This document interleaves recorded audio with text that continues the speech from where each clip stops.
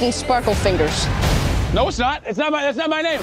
Bonjour tout le monde et bienvenue dans ce vlog où nous allons parler du film Shazam, ou Shazam, le dernier film du DCEU, le DC Extended Universe, réalisé par David F. Sandberg, que j'attendais avec beaucoup d'appréhension parce que c'est clairement le film avec lequel DC essaye d'organiser son virage vers la déconnade et l'humour. Il l'avait grandement démarré avec Aquabro, Aquaman, et il le confirme avec Shazam.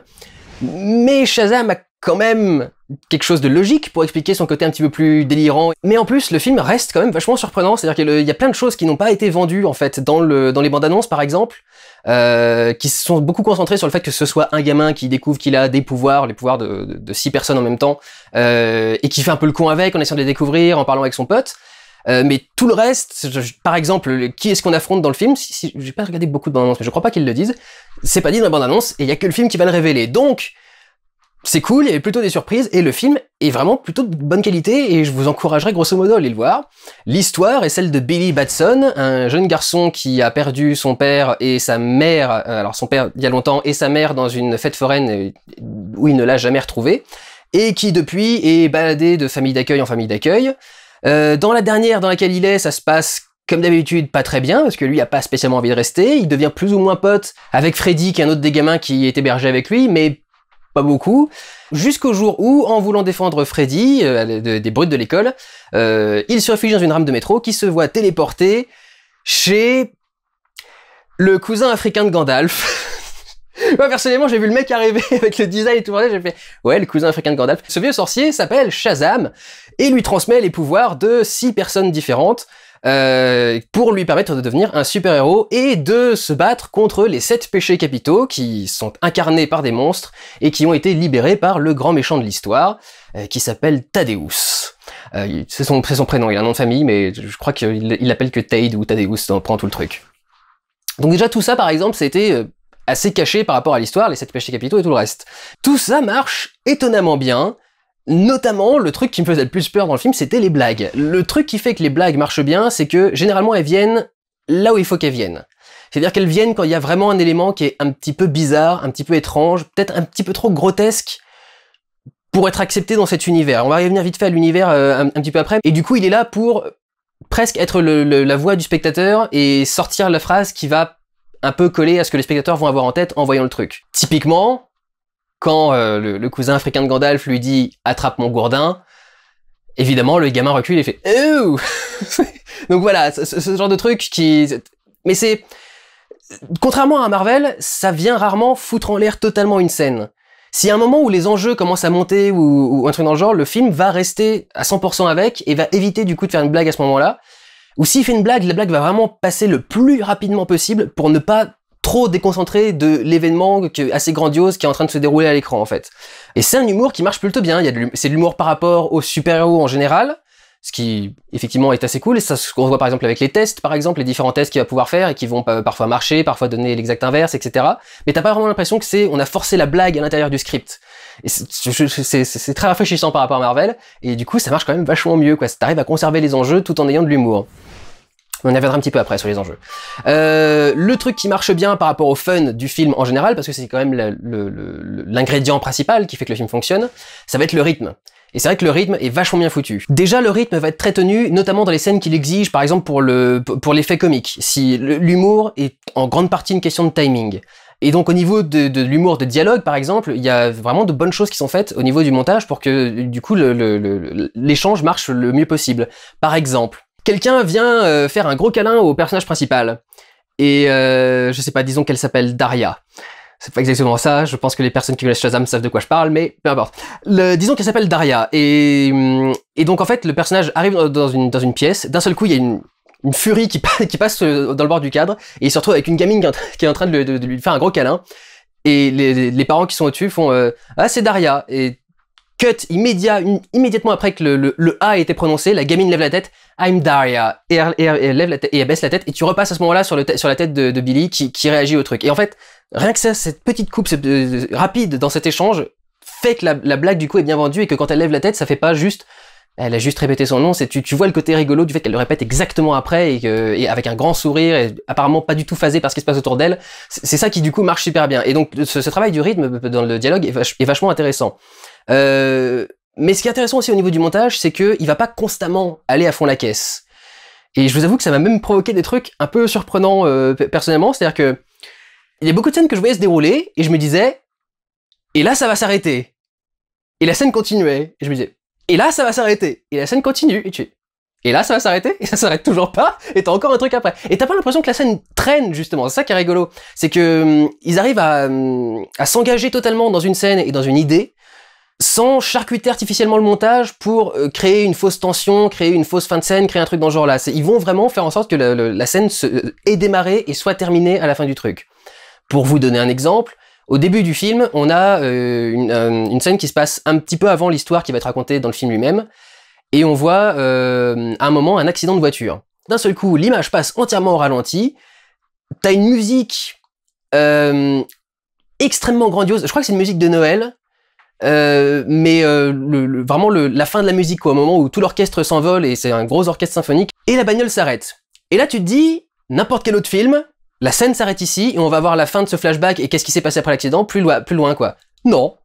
La voiture s'arrête, la musique disparaît, et puis la caméra se rapproche, et puis la scène continue. Le film est assez intéressant en lui-même pour pas avoir recours à ce genre de mécanisme complètement artificiel. Ce qui est plutôt cool. Et du coup, ça va permettre, par exemple, à un certain moment, de traiter des thèmes. Le thème principal du film, c'est la famille. Hein. Évidemment, Billy Baxton, il est dans une famille adoptive. Et le méchant, lui-même, a des rapports très particuliers avec son grand frère et son père, qui l'ont martyrisé pendant toute son enfance. Et donc, il y a un rapport de famille qui est très particulier. Et le moment où Thaddeus obtient ses pouvoirs et arrive dans la salle de réunion de son père pour se venger, enfin, de toutes ces années à être rabaissé, il y a beaucoup de moments où je me suis dit, là, la scène devrait finir. Par exemple, il arrive, il prend un mec, il le fait passer par la fenêtre. Déjà, à ce moment-là, j'ai cru que ça allait s'arrêter, mais non. Il fait ensuite apparaître ses 7 péchés capitaux autour de lui, et il commence à faire attaquer ses 7 péchés capitaux. Et je me suis dit, bah là, on va couper, on va passer à une autre scène, et quand on va revenir, les animaux auront fini d'attaquer, et puis on aura la fin de la scène. Et non. Et je sais, c'est bizarre de dire un truc comme ça, mais c'est un film qui juste se tient à ses scènes et à ses idées et à ses enjeux. Dans un truc de super-héros moderne, c'est quand même devenu un peu rare. Vraiment, ça m'a fait bizarre d'avoir ce rythme particulier de montage, quoi, d'avoir vraiment des scènes qui durent jusqu'au bout. Tant que la scène n'est pas finie, elle est pas finie, on n'en sort pas. On n'a pas d'astuce artificielle comme ça pour entretenir les trucs. Donc, je trouve que c'est assez surprenant et ça marche du coup plutôt bien. Et donc du coup, comme le récit est bien traité et les thèmes sont bien traités et qu'on n'a pas besoin de les charcuter au montage et au tournage ensuite pour essayer de les rendre intéressants, c'est l'occasion de dire qu'effectivement, ça marche vachement bien au niveau des personnages et des émotions en général en fait. C'est l'histoire de la famille du méchant est peut-être un tout petit peu caricaturale. C'est peut-être le seul truc. D'un autre côté, je la vois totalement exister pour de vrai. D'un autre côté, la façon qu'ont le père et le grand frère de marquer le fait qu'ils désapprouvent le petit frère est peut-être parfois un tout petit peu caricatural dans certains de leurs comportements. Mais sinon, pour ce qui est de la famille de Billy par exemple, c'est beaucoup mieux géré, le personnage est vachement appréciable, vachement sympathique, vachement intelligent, pas forcément parfait, et du coup c'est aussi ça qui est assez appréciable dans le personnage.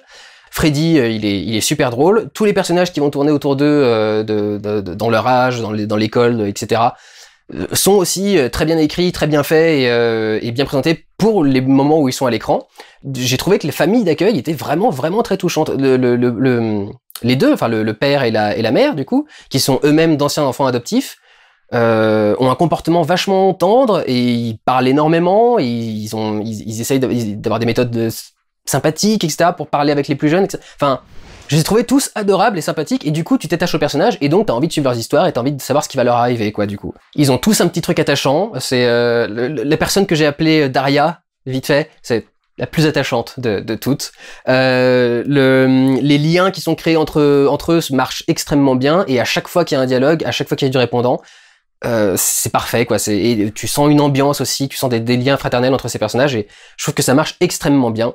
Et ce qui est dur et terre à terre, c'est pas sympathique et joyeux, est très bien géré aussi. Tout le passage où on voit Billy perdre sa mère, etc., tu sens l'angoisse du gamin, et la scène est assez honnête, et quand ils vont réaborder la question, ils vont pas mettre la solution la plus simple et la plus sympathique et la plus cool. Donc voilà, c'est vrai que j'ai trouvé que du coup ça marchait extrêmement bien en termes de fun et d'émotion, mais également donc au niveau des enjeux. Parce que, alors déjà le premier truc qui fait que les enjeux marchent dans ce film, c'est que il est beaucoup plus, je dirais plus encore que les autres, réalistes que les autres films du DCEU, parce que c'est vraiment celui qui, contrairement à Superman qui était au fin fond de la campagne, ou alors directement avec des affrontements avec des extraterrestres, Wonder Woman qui était dans la Première Guerre mondiale et à la base chez les Amazones, etc., etc. C'est les Suicide Squad qui sortent de nulle part. On n'a jamais eu cette notion vraiment de quotidien, c'est d'être dans une famille avec des enfants. On suit même les enfants, donc on est vraiment ceux qui sont le plus plongés dans le quotidien, quoi. Et du coup, le fait de sentir que t'es dans un vrai monde vraiment concret et réaliste donne du coup des enjeux à tout ce qui se passe. Et ce qui fait que ça reste réaliste aussi, c'est que les pouvoirs sont vraiment des pouvoirs. C'est ça qui est bien aussi avec le DCU, c'est pas... Le Marvel, c'est un peu de la fausse science et des trucs un peu foutraques pour essayer de raconter n'importe quoi. DC essaye plutôt de trouver des trucs qui sont un peu plus logiques, quoi. Quand t'as des pouvoirs, c'est des pouvoirs, c'est des dieux qui te les donnent, c'est des êtres particuliers qui viennent d'autres espaces et d'autres trucs dans ce genre-là. C'est pas juste j'ai été piqué par une araignée, d'un seul coup j'ai des pouvoirs, quoi. Le réalisme est aussi travaillé par l'image, qui est pas spécialement esthétisée, qui a pas de travail particulier, de tel ou tel plan, de telle ou telle valeur de cadre, de tel ou tel angle, de telle ou telle couleur, de tel ou tel travail d'ambiance. Globalement, c'est de la lumière naturelle et un cadre naturel. C'est aussi pour ça que Shazam m'avait fait peur, mais l'image faisait quelconque. Et c'est normal que ça fasse quelconque, parce qu'on suit un personnage quelconque, on suit un personnage du quotidien qui d'un seul coup devient super-héros. Et c'est le contraste entre les deux, du coup, qui doit ressortir, et le contraste se ressent d'autant mieux que l'univers a l'air réaliste, et il a l'air d'autant plus réaliste, et terre à terre, etc., que des gens meurent! Et je me dis, c'est pas si souvent que ça, finalement, dans ces films-là, qu'on a vu des vrais gens mourir. Le fait que la mort soit clairement visible et clairement utilisée dans une scène, et pas, comme par exemple dans Homecoming, pris en dérision, ça pour le coup ça marche très très bien, ça met des enjeux et ça crée un univers qui est beaucoup plus menaçant que si c'était un truc juste farfelu à la Marvel par exemple. D'autant que la plupart des gens qui meurent, notamment la première personne qui meurt, sont totalement innocents, c'est vraiment, ils sont absolument rien demandé, ils savent même pas qu'ils sont en danger presque avant de mourir, donc vraiment tu sens que le truc est plutôt grave. Je suis en train de me dire que dans Suicide Squad, limite, ils tuaient des gens vite fait dans un métro. Mais c'était des gens que tu connais, enfin, tu voyais pas trop, là, quoi. Là, les gens qui vont mourir vont aussi, par exemple, avoir une scène juste avant pour que du coup, tu les connaisses, tu les aies un petit peu vus vivre et que du coup, tu te dises, oh merde, il est mort, quoi. C'est pas juste quelqu'un dans la rue qui a disparu d'un seul coup. Donc du coup, il y a ça, quoi, qui marche super bien. Et évidemment, le fait que Shazam travaille à les sauver, quoi. Parce que chez Superman, c'était souvent montré de façon, symbolique et très imagé. On voyait le Superman arriver avec la personne dans les bras et les gens avec les bras tendus en train de le caresser quand il arrive et tout. Enfin, c'était des images qui étaient sublimes mais faites pour être graphiques. Là, pour le coup, on va vivre les scènes où il sauve les personnes, qui vont parfois se finir en truc un peu humoristique. Mais du coup, voilà, c'est vrai que c'est malgré tout, c'est quelque chose qui fait que tu sens que les enjeux sont concrets et existent. Et qu'il se passe quelque chose dans l'histoire, quoi, que c'est pas juste un délire un peu coloré à regarder pendant 2 heures. Notamment, des trucs que j'ai trouvé très bien foutus par rapport au réalisme, c'est la violence, encore une fois, qui est présente dans DC, qui est présente dans les bastons, toujours. C'est à chaque fois qu'ils se prennent un coup dans la gueule ou un machin, tu sens toujours qu'ils se prennent un coup. À chaque fois qu'ils atterrissent sur un truc, tu vois tout le sol qui s'écrase, enfin qui craque et qui craquelle un peu partout. Enfin, vraiment, tu sens la puissance des pouvoirs qui sont utilisés, la puissance des coups, la puissance des chocs. Et même de certains trucs, genre par exemple, le méchant a une boule qui lui offre des pouvoirs. Alors, je sais pas si c'est un truc un peu puéril, mais beaucoup de trucs tournent autour des boules dans ce film. Et des gourdins, et des trucs dans ce genre-là. Donc, il a une boule qui contient ses pouvoirs. Et en fait, la boule s'appelle l'œil de quelque chose. Et pour qu'il ait les pouvoirs, la boule va dans son œil. Et tu fais, contrairement à n'importe quel autre film, qu'aurait fait quelque chose de beaucoup plus tranquille, c'est-à-dire genre tous les pouvoirs vont dans la boule et puis le mec du coup retire, je sais pas, un cache-œil, un truc dans ce genre-là, et se met l'œil directement dedans et se l'enfonce lui-même, ou alors le mec va se ramasser le truc dans l'œil mais juste faire un machin bizarre, ça me chauffe un peu le crâne. Là, une fois que les pouvoirs sont arrivés dans la boule, le truc se précipite dans son orbite et on voit le mec 3 mètres au fond de la salle, quoi, avec son œil enfoncé au fond de la boîte crânienne, et tu fais « Oh, la vache, la violence du truc !» Et du coup, tout ça, c'est vraiment des trucs qui marchent bien, quoi. C'est le fait que tu sentes les impacts, que tu sentes la violence, que tu sentes que tout ça a du poids. Ça a des conséquences. C'est pas juste un truc fun dans un script, c'est un élément grave du scénario, quoi. Donc, vraiment, je trouve que ça marche, pour le coup, assez bien dans absolument tous les domaines. Je vais juste avoir un petit défaut par rapport au baston. Elles marchent super bien, elles sont très réalistes. J'ai jamais eu l'impression à ce point de voir des personnages voler. C'est vraiment très bien réussi. Il y a un ou deux plans très précis, notamment au-dessus d'une 4 voies pour Shazam, qui sont moches. Mais alors pour le reste, vous savez que le slogan de Superman c'était vous croirez qu'un homme est capable de voler. Là typiquement, ouais, j'ai cru que quelqu'un était capable de voler, quoi. Pour la première fois, j'ai trouvé que vraiment les trucs les séquences de vol étaient vraiment très très bien faites. Mais, et c'est mon petit bémol, les bastons perdent un petit peu d'importance parce que à aucun moment du film, le personnage ne va lancer des éclairs pour attaquer. J'étais comme ça. Le climax est un petit peu frustrant à ce niveau-là. D'ailleurs, le climax n'est pas franchement le meilleur passage du film. C'est le reste du film est un peu plus intéressant. Le climax c'est pas moins bon que le reste du film, mais il est pas beaucoup mieux non plus. Donc pour un climax c'est censé être le pic, quoi, le sommet de la montagne. C'est censé être aller plus haut que ça. Je trouve que le climax c'est pas ouf, mais il reste prenant et intéressant. Le seul truc c'est que à chaque fois qu'il y avait une action pendant le climax, j'étais et donc là il va lui balancer un éclair à la gueule. Non. Et donc là il va lui balancer un éclair à la gueule. Non. Pourquoi tu lui balances pas un éclair à la gueule, putain? Enfin, c'est un moment où tu fais, mais t'es au courant de ça de tes pouvoirs? Ça sert pas juste à charger des iPhones, ce truc, quoi. Tu peux zapper les gens, quoi. Envoie-leur un éclair, bordel de merde. Et c'est le truc un petit peu énervant, quoi. C'est pour tout ce réalisme, et pour tout ce travail, et pour toute cette violence, et pour tout ce côté très terre à terre, et ces enjeux, etc. Le mec ne balance pas un éclair une fois dans le film. Et t'arrives pas à savoir si c'est juste que balancer un éclair, du coup, aurait été trop puissant, et du coup, le combat aurait pas eu lieu, t'aurais pu faire un ennemi qui résiste aux éclairs aussi, quoi. Pourquoi ne pas utiliser les éclairs? Je comprends pas. Ça m'a frustré pendant tout le truc. Bref. Une petite section un peu en vrac. Si je trouve que ça reste du coup assez bien fait au niveau des effets spéciaux, au niveau du vol, au niveau des trucs dans ce genre-là. Chaque fois qu'un objet est balancé avec une grosse force, avec une force de super-héros, je trouve qu'à chaque fois tu vois l'objet être remplacé par un objet numérique au moment où il tape dessus. Et c'est bizarre hein, parce que c'est vraiment l'effet sur lequel enfin, déjà en plus ils sont censés être finis depuis des mois et des mois parce qu'ils sont déjà dans les trailers, ces effets. C'est les effets où ils balancent un tonneau ou un machin genre là, ça devrait être fait depuis des mois et des mois, et en fait non, ça a toujours un rendu dégueulasse. Donc voilà, je trouve que certains trucs comme ça, envoyés en vitesse rapide, sont pas forcément très très bien faits. Je vais aussi dire que les scènes post-génériques sont pas ouf.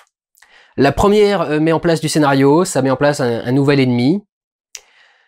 Voilà. La deuxième vraiment sert à rien parce que c'est une blague par rapport à Aquaman. Ils ont rajouté une scène à la fin, je vais vous la dire parce que ça sert à rien de rester. Ils ont rajouté une scène à la fin où ils testent le pouvoir et ce qui peut parler aux poissons. Et ils font des blagues sur c'est ringard de parler aux poissons, etc., etc. Et ils finissent en faisant un rapport avec Aquaman. Là pour le coup, j'ai trouvé que c'était nul. Là où vraiment j'ai limite failli huer dans la salle, c'est que ils te travaillent un caméo de Henry Cavill à un moment dans le film. Et il est pas dedans. Et tu te dis, est-ce que l'idée c'était qu'en principe il devait être dedans et ils ont pas réussi à l'avoir? Ou est-ce que l'idée ça a toujours été de faire le sketch, de teaser Superman et de jamais le montrer? Parce que là, tel que tu le vois dans le film, t'en ressors et t'as l'impression qu'en fait Henry Cavill est juste un trou du cul, qui considère que c'est pas parce qu'on lui a permis d'avoir une carrière en lui offrant le rôle de Man of Steel qu'il va être redevable de quoi que ce soit. Donc il va pas apparaître dans un autre film du DCEU parce qu'il en a marre et qu'il veut aller faire autre chose. Peut-être, je ne sais pas. Mais j'ai trouvé que te teaser comme ça Henry Cavill et ne pas te le montrer, c'est pas terrible. Et puis pour terminer sur un petit truc positif, j'ai trouvé que la 3D relief était plutôt sympa, même si j'étais encore une fois dans une salle qui a pas une 3D extraordinaire, parce que c'est un écran Onyx. Mais j'ai trouvé que pour le coup ça marchait plutôt bien. Il y a un effet qui est assez rigolo, enfin c'est qu'il y a là où est le cousin africain de Gandalf, c'est une dimension parallèle et du coup il y a des portes qui te permettent de s'ouvrir, qui s'ouvrent et qui te permettent d'aller dans un autre endroit. Et du coup tu as des profondeurs différentes dans la même image et dans le même cadre qui sont gérées en 3D à cause des portes qui amènent dans d'autres univers. Donc pour le coup ça marche super bien au niveau de la 3D, c'est un truc que j'ai bien kiffé et qui passait vraiment bien. Donc voilà. Étonnamment, j'ai quelques petits défauts par-ci par-là, mais les éclairs quoi en particulier. Et alors le reste, étonnamment, alors que je pensais vraiment, pourrir ce film de A à Z, eh ben non, ça marche plutôt bien. C'est à la fois fun et terre à terre, et ça reste un petit peu dark, donc c'est pas plus mal quoi. Si DC continue à quand même avoir l'idée de non, on peut pas faire que du Marvel, on peut pas faire un truc où c'est bien rose, il y a des couleurs partout, et où tout est joyeux, où il n'y a jamais un truc qui peut vraiment te redescendre. Mais essayer de le faire d'une façon qui est un peu plus commerciale, c'est plutôt pas mal. Après, j'espère qu'ils vont pas aller trop loin sur la pente de l'humour. C'est mon seul risque, j'espère qu'ils vont pas trop s'engager là-dessus, parce que sinon ce sera vraiment deux sagas qui font exactement la même chose. Bon, après, le DCU, qu'est-ce que c'est en train de devenir en ce moment? On n'en sait rien. On sait pas s'il va y avoir des suites, on sait pas s'il y aura des machins. Il y a des films qui sont en train de créer qui sont pas raccordés au DCU et des machins. Je sais pas ce qui se passe avec ce truc. Donc voilà. Toujours est-il que pour ce qui est de Shazam en lui-même, eh ben, contrairement à ce que j'aurais pu croire, ça passe plutôt bien. Donc, je vous encourage à aller voir Shazam. Prenez soin de vous, allez voir des films. Ciao!